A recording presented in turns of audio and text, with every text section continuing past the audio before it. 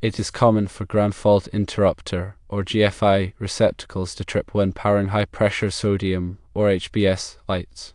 This phenomenon occurs due to the inherent characteristics of HPS lighting systems, specifically the high inrush current demands during startup. A GFI receptacle is designed to protect individuals from electrical shock by monitoring the current balance between the hot and neutral conductors. If a difference of 5 mA or 5 amps or more is detected, the GFI assumes that current is leaking to ground, indicating a ground fault. In such a case, the GFI trips, quickly interrupting the circuit to prevent potential injury. HPS lights, unlike incandescent or LED lights, require a ballast to regulate the current and voltage supplied to the arc tube. During the initial startup phase, the ballast draws a significantly higher current than its normal operating current. This surge, known as inrush current, can be several times the steady-state current. The high inrush current can cause a temporary imbalance in the current flow through the GFI receptacle. The GFI may misinterpret this transient surge as a ground fault, leading to an unwanted trip. To understand this better, firstly, consider the basic operating principle of a GFI. It contains a differential transformer that monitors the current flowing through the hot and neutral wires. Under normal conditions, the current in both wires should be equal. If current leaks to ground, for instance through a faulty appliance or a person touching a live wire, the current in the hot wire will exceed the current in the neutral wire. This difference in current induces a voltage in the differential transformer, which triggers the GFI to trip. Secondly, examine the startup characteristics of an HPS light. An HPS lamp contains a sealed arc tube filled with a mixture of gases including sodium, mercury, and xenon. When power is first applied, the lamp requires a high voltage pulse to ionize the gas mixture and initiate the arc. The ballast provides this high voltage pulse. As the arc strikes, the lamp's resistance is initially very low, causing a large current to flow through the circuit. This inrush current gradually decreases as the lamp warms up and the gases reach their operating temperature. Thirdly, analyze the interaction between the GFI and the HPS light's inrush current. The GFI is designed to detect even small imbalances in current flow very quickly. The high inrush current of the HPS light creates a sudden and substantial imbalance that can exceed the GFI trip threshold of approximately 5 mA or 5 amps. Because the GFI reacts so rapidly, it trips before the HPS light has a chance to stabilize and reduce its current draw. Addressing this issue requires strategies that either mitigate the inrush current or prevent the GFI from tripping unnecessarily. One common solution is to use a GFI receptacle with a time delay feature. Time delay GFI are specifically designed to tolerate brief surges of current without tripping. These devices incorporate a short delay, typically in the order of milliseconds, before initiating the trip sequence. This delay allows the HPS light enough time to start up and stabilize its current draw, preventing the GFI from tripping prematurely. The time delay feature works by introducing a small delay in the GFI sensing circuit. When a current imbalance is detected, the GFI waits for a predetermined period before activating the trip mechanism. If the imbalance persists beyond the delay period, the GFI trips as normal. However, if the imbalance is only a transient surge, as is the case with the HPS light's inrush current, the GFI will ignore it and continue to operate. Another approach to resolving the tripping issue is to install a dedicated circuit for the HPS light. This involves running a separate branch circuit from the electrical panel to the light fixture. The dedicated circuit should not be protected by a GFI receptacle, as the HPS light's inrush current is likely to cause nuisance tripping. Instead, the circuit should be protected by a standard circuit breaker. Installing a dedicated circuit isolates the HPS light from other loads in the electrical system, preventing its inrush current from affecting other devices. This approach also ensures that the GFI receptacles in other areas of the circuit continue to provide protection against ground faults without being disrupted by the HPS light. When installing a dedicated circuit, it is essential to follow all applicable electrical codes and safety regulations. The circuit should be sized appropriately for the HPS light's power requirements, and the wiring should be properly insulated and grounded. A qualified electrician should perform the installation to ensure that the circuit is safe and compliant. In addition to using a time-delay GFI or installing a dedicated circuit, there are other measures that can be taken to reduce the likelihood of GFI tripping with HPS lights. One such measure is to use a ballast with a soft start feature. Soft start ballasts are designed to gradually increase the voltage and current supplied to the lamp during startup, reducing the inrush current. These ballasts typically use electronic components such as resistors or inductors to limit the initial current surge. By reducing the inrush current, soft start ballasts can minimize the risk of GFI tripping. Another approach is to use a line reactor. A line reactor is an inductive device that is installed in series with the HPS light's power supply. The reactor acts as a current-limiting device, smoothing out the current waveform and reducing the magnitude of the inrush current. Line reactors are particularly effective in reducing harmonic distortion, which can also contribute to GFI tripping. Furthermore, it's important to ensure that the HPS light fixture and wiring are in good condition. Loose connections or damaged insulation can create ground faults, increasing the likelihood of GFI tripping. Regularly inspect the light fixture and wiring for any signs of wear or damage, and repair or replace any faulty components. Also, ensure the HPS lamp is not failing. As HPS lamps age, their electrical characteristics change. A failing HPS lamp can exhibit erratic behavior, drawing excessive current or creating voltage spikes that can trigger a GFI. Replacing an aging HPS lamp may resolve the GFI tripping issue. Consider the type of GFI being used.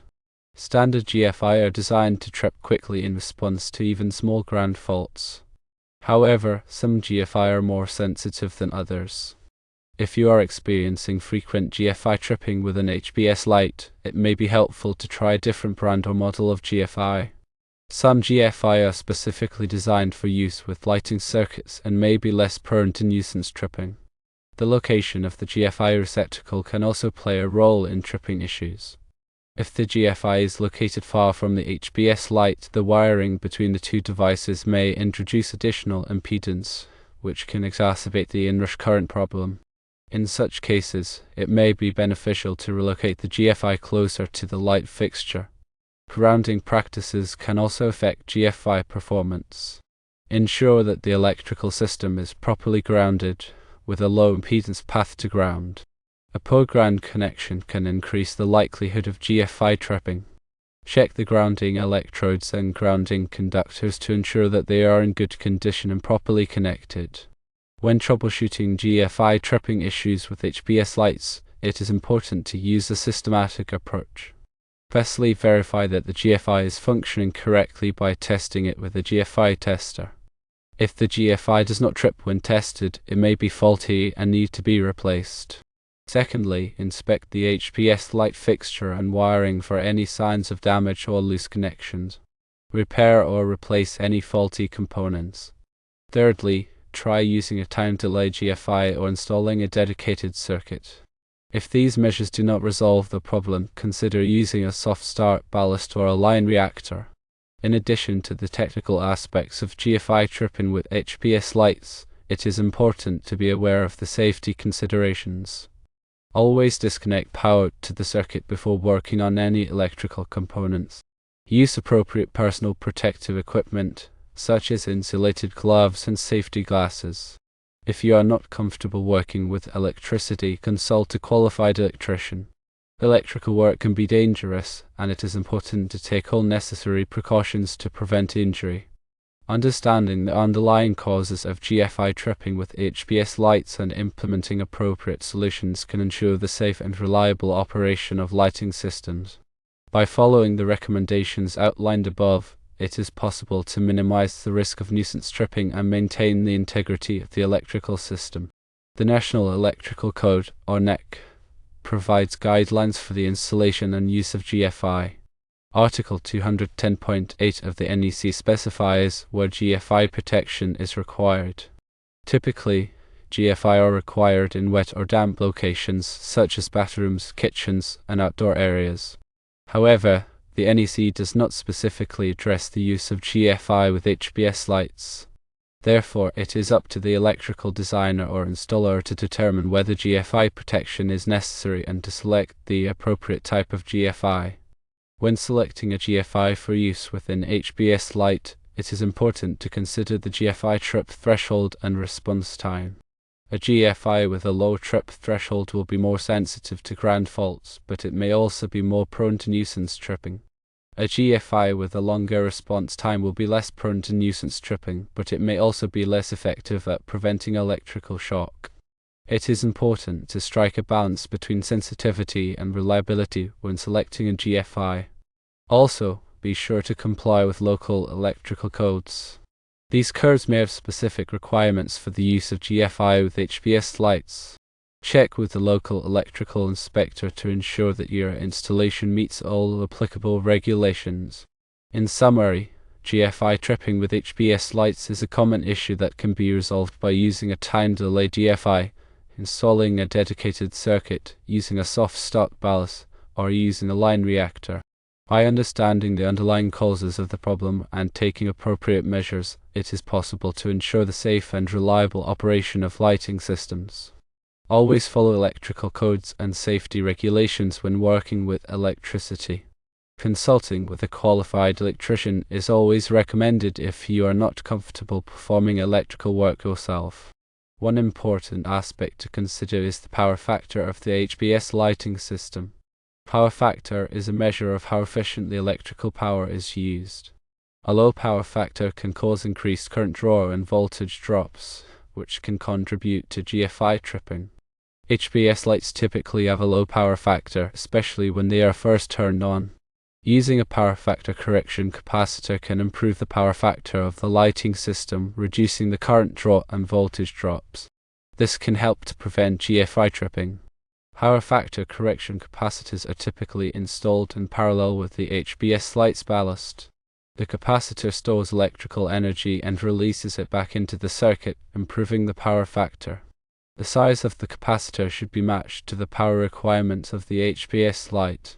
A qualified electrician can help you select the appropriate capacitor.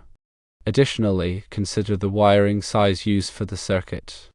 Undersized wiring can cause voltage drops, which can exacerbate the inrush current problem.